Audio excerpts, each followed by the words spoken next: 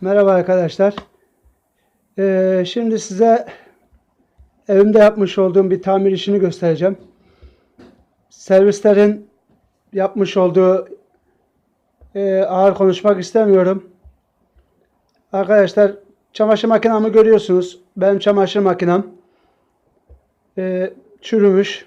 Çünkü bayağı 10 yılı geçti. Servis aradık arkadaşlar. Ötüyordu. Kazan döndü mü uçak gibi ötüyordu. Bunun rulmanlardan olduğunu tahmin ettim ben. Bilya yani. Bunları değiştirmek için servisi aradım. Servise de söyledim öttüğünü, kazan dönerken gıcırdadığını. Rulmanlardan dedi. Ne kadar fiyat istediler? 480 lira fiyat istediler arkadaşlar. Sadece bir bilyaya.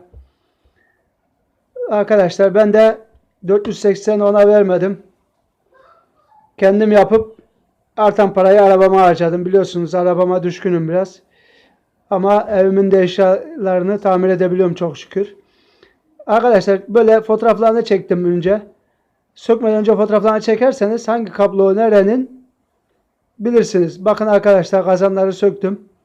Şimdi okla göstereceğim. Bakın okla gösterdiğim yerde bu rulman çıkıyor. Evet arkadaşlar bu bilya. Öbür ismi bilya. Bunu kaç aldım dersiniz arkadaşlar? Bakın burada da okla gösteriyorum yine. Buradan çıkarttım. Kazanı ikiye böldüm arkadaşlar. 6 numaralı alyanla ikiye böldüm. Rulmana da çekiçle dokundum çıktı zaten. 20 lira arkadaşlar.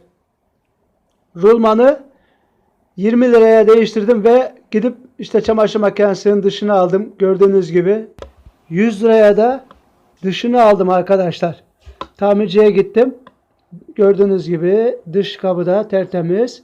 Sıfır ayarında oldu arkadaşlar. Teşekkür ederim.